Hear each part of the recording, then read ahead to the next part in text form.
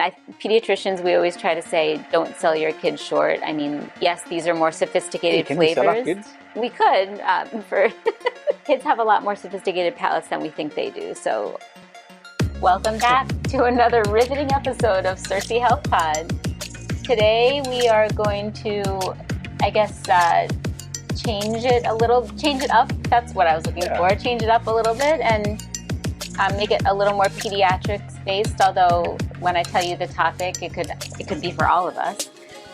So today we're talking about school lunches, school snacks. But when I was writing this podcast, I was thinking it could actually be work lunches, work snacks for adults too. So it's not solely for kids, but as parents ourselves, we often struggle with what to send to school with the kids, especially when we're half awake early in the morning. But there's something about that in the podcast why that maybe is not the best idea. But anyway, we are all learning as we go, and hopefully we can give you some good tips today. Just want to remind you before we begin that our goal in these podcasts is to educate you and empower you so that you can prevent and or bid farewell permanently to chronic health issues. I am Dr. Ajoy Prabhu. I am double board certified, meaning I have 2 MDs, one in pediatrics and one in internal medicine, which is the specialization of adults.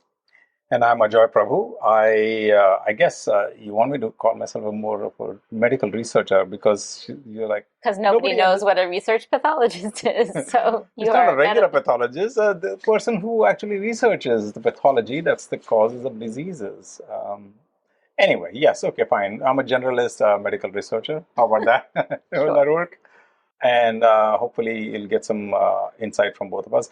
One thing I want to say is that in this podcast, we're not sticking to the old, like the previous podcasts have some kind of a theme, except for the one that we did on restaurants. Mm-hmm. So in a similar way, we are taking on a little bit more practical aspect of everyday life and help you make it easier, healthier, more nutritious. Yeah, and we've also been trying to include more pediatrics information because some exciting news is that we are planning to open another branch of Circee Health called Circee Pediatrics, which will hopefully be a fun-filled, non-scary, but totally immersive and not immersive, that's not the word, but totally whole child experience, meaning we look at the whole kid, not just their measurements or what is on paper or their vaccines. And also a more inclusive experience, right? Inclusive, that's the word I was looking for, yeah. So it's not just disease-based, it's lifestyle-based, because kids also have a lifestyle, and we have to remember that. I was thinking more inclusive in the sense that you would be involving the kid, the parents, yes, and yourself and any other staff member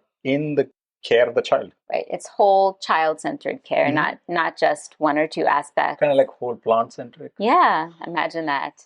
So anyway, as you can see, it's still a work in progress, but it is an idea that we are hopefully birthing soon. See what I did there? And no, I'm not, for all those that know me as a person, I am not birthing anything else. There are no more babies. Yeah.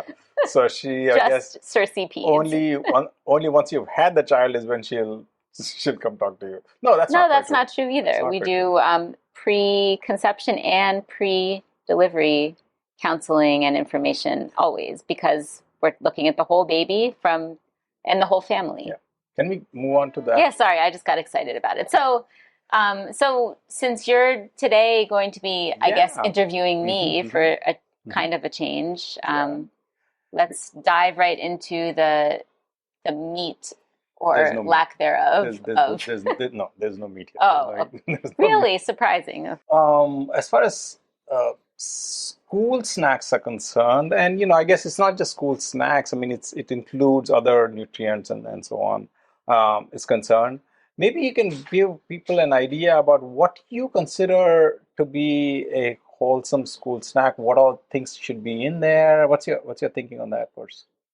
Well, it's school snacks and lunches. So we're lucky enough that our kids have lunch provided and we only have to send snacks, at least for now. True.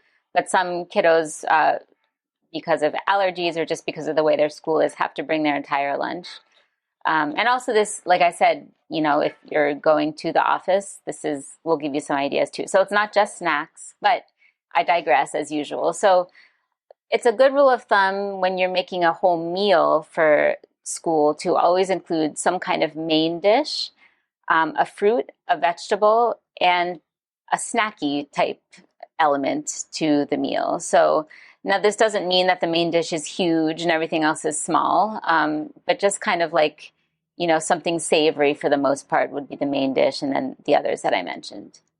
So hopefully in including all those elements, you would include a well-rounded meal. So protein, vitamins, minerals, grains, calcium, etc., good fats, etc., etc. So I guess you are going to talk a little bit more about what kind of foods can, incorporate like proteins and... Right. I'll give examples. Okay, awesome. Great. Of course. I wouldn't leave you in the lurch. I just want to make sure. Okay. So that's as far as the nutritional component is concerned. How about, since you're a fairly good cook... well, thank you. you can maybe, talk to us about, a kid's perception of taste and what they like. So maybe you can... Yeah, I guess if if you're like me and you enjoy watching all those food shows, they always talk about how a dish should have a good mix of textures. So the same is for the kid. Why shouldn't your kiddo also have a good mix of textures in their lunch? So something... now, I hope you're all not getting overwhelmed by this.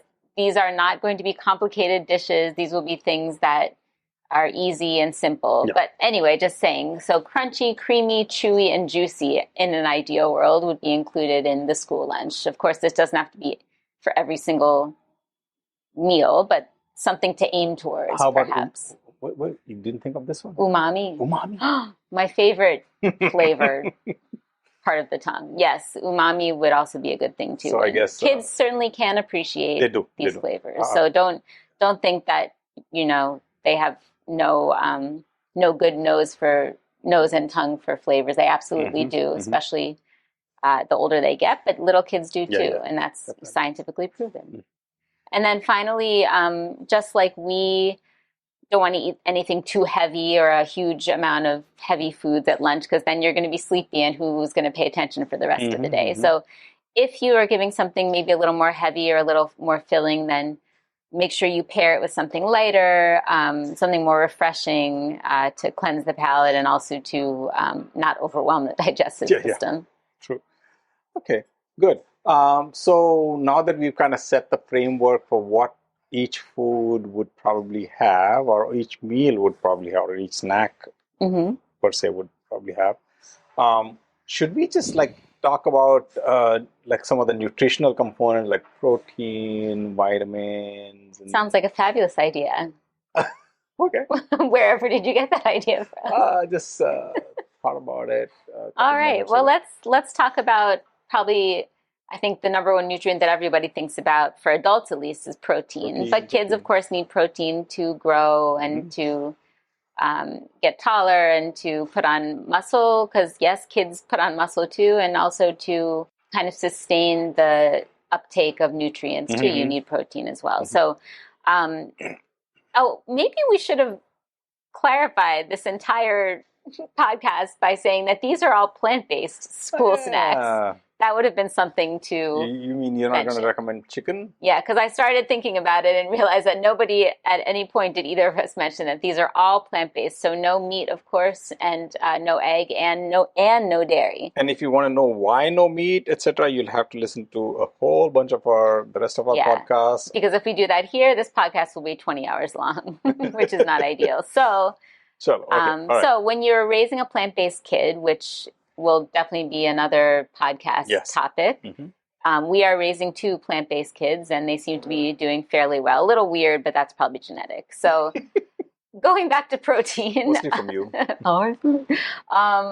So many options. I'm just going to list a few, but I mentioned why protein is important, but here's a couple ideas. Now, I do also want to mention that another one of our babies that will be born soon, called Circee Eats, which I think we introduced in the last podcast. It's not just going to be for adults. It's going to be a food service for kids also. So some of these recipes will be available to recipes and dishes will be available to you as well if you don't feel the desperate need to try and cook them yourselves. I will also, in each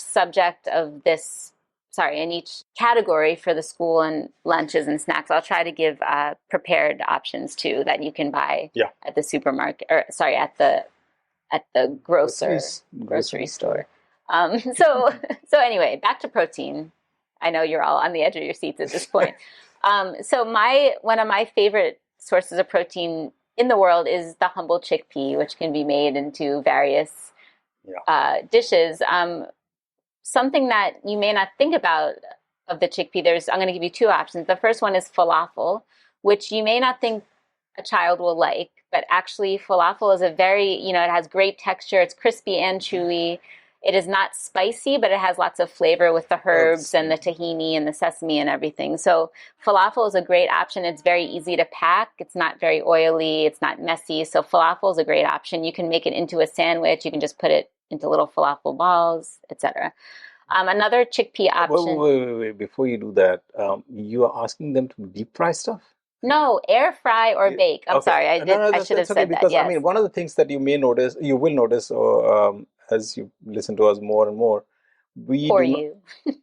yeah, sorry, we're forcing this on you, but we don't advocate deep frying anything. Occasionally, if you have it somewhere else, that's fine, but try not to even have a deep fryer in the house. That way, you avoid all this stuff. So falafel, you want to deep fry it?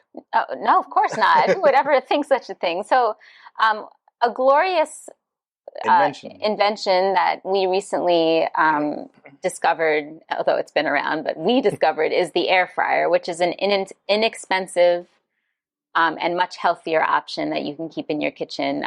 It's just like it sounds, it's an air fryer. So you use either no oil at all or very little oil. And basically what it does is it blows the little tiny oil particles around along with high heat, and it attacks it kind of from all angles. So you get a nice, evenly, quote unquote, fried item. So I will mention more air fryer options. And then alternatively, if you don't have an air fryer, you can use a good old oven as well. You can also pan fry, which is better than deep frying, but ideally frying would only be air frying. Anyway, so falafel. Falafel is an option. Now, speaking of air fryers and chickpeas, you can actually air fry chickpeas, which is some of these hacks for air fryers that I recently discovered. It makes them, I know you can buy chana dal that's been like the namkeen type, and they have the whole chana, the whole chickpea, but you can actually make it yourself at home, which is significantly cheaper. And then you can flavor it to the way that your kids would like it. So if they like barbecue, you can do that. If they like ranch, if they like chickpea 65, whatever, you can do whichever flavor you like. Chaat masala, which is a favorite over here. And you can make a whole big batch of it, freeze it, and store it. And I'll get more on that in a little bit. So more air fryer protein options, plant-based protein options, air fryer tofu. Tofu is getting more and more easily accessible in India, which I'm very happy about. So you can cut them into like French fry type shapes. You can honestly just air fry them straight up with a little salt and they're delicious, but you can also marinate them and keep them marinated in the fridge and pull them out whenever you want to bake them or air fry them. And I'll have recipes for what you can marinate them in coming up soon. And then another one, and this is one of those store-bought options, are vegan chicken nuggets, plant-based chicken nuggets. Yes, they are processed. Yes, they're expensive, but especially around here, sometimes you need that option. And of course, that's totally fine and realistic. So can we go back to the French fries? Yes. Or, I was thinking we often make sweet potato fries, and people might be like, oh my God, that's sweet and potato and fried. Yeah. Oh, it must be awful for you, right? No, yeah. I mean, if you use the shakar kandi, the sweet potato available in India, it's not as sweet, but still it's good sugar. It's good sugar in the sense that it has a lot of fiber. Therefore, the sucrose that's there, its effects are annulled quite a bit. And studies have shown that sweet potatoes Sorry. Yes. Sorry. So I will not quote them, but no, you can quote them. No, please finish. So sweet potatoes. Shut up. Sweet potatoes have been shown repeatedly to actually be a lot more nutritious than regular potatoes. Right. They have a much lower glycemic index. Much lower glycemic index. And glycemic index, for those that do not know, is the rate at which sugar gets incorporated into your bloodstream. So the slower the sugar gets incorporated, the more stable your blood sugar is. So the lower the glycemic index, the better off you are. I mean, if you find food that has higher glycemic index, try to avoid it. Basically, glycemic index is if there's carbs, but it's balanced out by fiber. So high fiber foods, usually. I mean, that's just an easy way to remember it.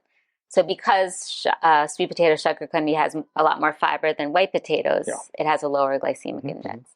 Not to say that white potatoes are bad, but we're still in protein land, right? So protein land, another type of fritter type thing, which also can be store-bought or made at home, and we'll give recipes at some point for that, is quinoa fritters. Quinoa sounds fancy, but actually it's much easier to find these days. So quinoa is easier to find and much less expensive than even 2 years ago when we first moved here. And quinoa is actually an amazing source of plant-based protein. I think a lot of people think of it only as a grain, but actually it's very high protein. So, you can make fritters, or you can make other snacky things out of quinoa. This really isn't, quinoa chips. Quinoa chips when it's the quinoa flour, although ideally you would use less flour and more whole quinoa. So that's an option. And then one more chickpea. I lied. I had 3 chickpea options.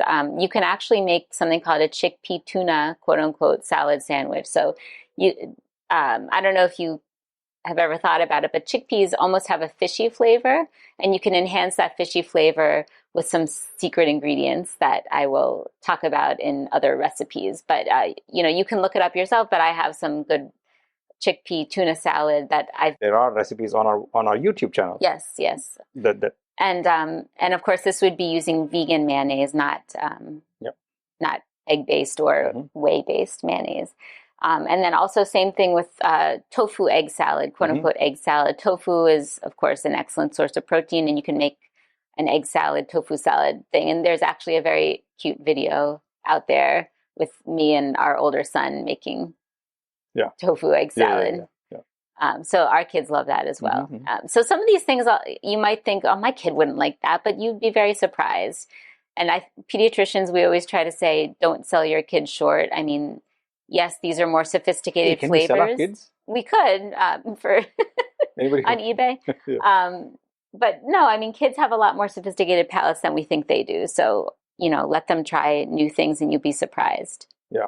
What about some of the other things that the kids need on like as they're growing? And I mean, their needs are a little bit more because of the growth and so on. Right. Yeah. So, and also with being plant-based, you have to be more aware of certain vitamins. So B12, of course, is the most important one and is usually the most difficult to find, not an animal-based product. But there are B12 and then folic acid, which is vitamin B1. Both are. So, I mean, you need B12 for brain health and energy. You need folic acid for your nerve health also and your brain health. So thankfully, a lot of cereal-based and like wheat and grain products these days are fortified, meaning it's been added after the fact. So especially cereals. So and a cereal is maybe something that you might not think about giving your kid for lunch, but a dry cereal, especially if it's more of a whole grain cereal,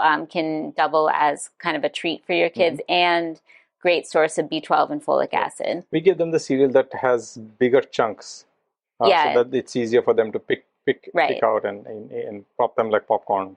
Yeah, and then don't sell. Carbs aren't bad, especially for kids can handle carbs a little better than we can as adults. So, giving them some kind of bread or grain product, bagels, which I know are difficult to find, but whole grain bread, sandwiches, parathas made out of good atta that has lots of different grains in it. So those are good sources of B12 and folic acid.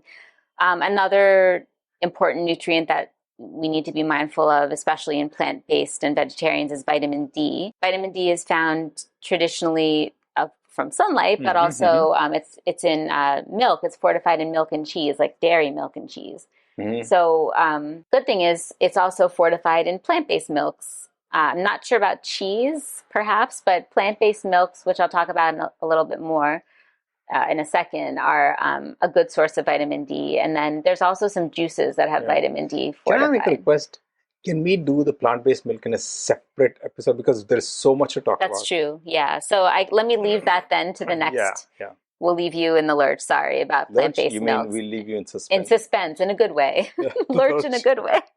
Lurch basically means you left them out in the jungle or something. So I lied. I will not talk about plant-based milks, but just know that they have some good nutrients. Yeah. And that is something you can put in your kiddo's thermos and you can make it more palatable with a little bit of chocolate or coffee or something. Can we go back to the you said something about carbs, don't be afraid of carbs. The only thing that I would suggest is don't think, oh yeah, carbs, so why don't we just give them potato chips? Right. I mean unrefined carbs and whole grains. Or if they are slightly more refined, don't make sure that there's no fat with it, right? Right. So, we always say refined carbs and fat is not a good combination because unfortunately even kiddos can be pre-diabetic. So have to remember that. Yeah, we've had patients. Yes.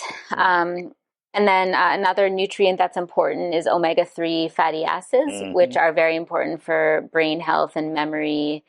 Also for hair and skin and all that, and heart. I could go on. So, people always, there's all this controversy that you can't get omega-3s from a plant-based diet. That is absolutely not true. Nut oils in particular have excellent sources of omega-3 fatty acids. Also, if your kid is more adventurous and likes sushi, algae or algal oil, nori, the sushi, what is the seaweed that is wrapped, is an amazing source of omega-3 and B12 also. And B12 right? and iodine. Yeah, so don't knock it till you've tried it. Tell that to your kids. And so there's amazing vegetarian sushi. Yeah, they might actually like that crunchy taste and stuff like that. It's very different, and I think their friends will think they're cooler too if they have sushi for lunch. That's right. So I think maybe we should go on for. Wait, can I do my last nutrient and then we'll move on? But then it's in a good place to go on to part 2. Otherwise, we're left hanging in the lurch again. So I'm sorry, folks. My last nutrients that I want to. I mean, of course, there's other nutrients, but I'm talking about major categories. I'm just trying to save the listener from being in the jungle. Okay. So speaking of being in the jungle, not at all. Iron is the last nutrient that I want to talk about. And my favorite source of iron is legumes and beans.